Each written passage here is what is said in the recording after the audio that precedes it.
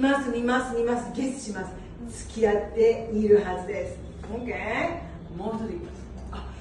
私吉岡先生とご飯に行きます。5回行きました。1回目ヌードル食べました。2回目ビリヤニ食べました。3回目吉岡先生ねヌードル食べました。4回目ヌードル食べました。5回目クローズだから4時半は閉まっているはずだ。 OK。 知っています。ゲスします。 OK。 はい。では NEXT。 さあこれ何屋さんでしょう。多分ね天ぷら。わかりました。天ぷらにしましょう。天ぷら、人がたくさんいます。美味しいと思いますか。美味しくないと思いますか。美味しいと思います。はいはい。並んでいます。ゲスしますね。読んでください。あのレストランは美味しいはずだ。美味しいはずだ。きっと I'm sure I think ですね。 OK。 さあ話しています。仲がいいですね。 OK。 ズー何ですか。動物園。動物園でもいます。映画館。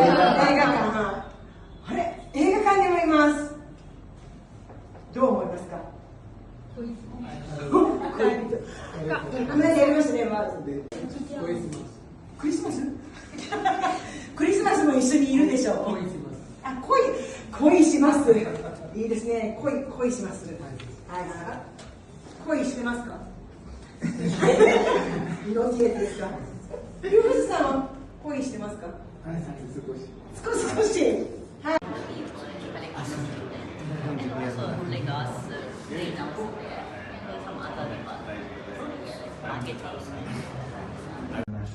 Nursing college school, and we also propose it to. So you'll have to look at certain criteria, your financial background, Everything. And that will be done as a foundation because there has to be an educational trust. Yeah. So we already have an education. Yeah, you have your foundation. Using foundation, we will establish. So everything is ready. We'll be able to do it, and we'll be able to even get CSR for it to establish. Yeah, and I'll also handhold you to get some CSR from ONGC. Please. In fact, we are also starting our own CSR. I also have my own foundation, CSR. but that is my personal commitment. But we'll also get you some foundation money from the entity. Maybe this will be the first in India, so international placement. Yeah. So I would like you to come. I would like her to come as well. Yeah, we both are okay. ビブラショールでバルマさんです。よろしくお願いします。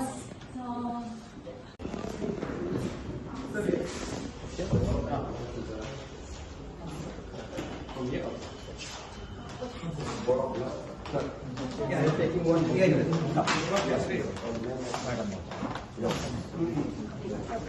You come in the center.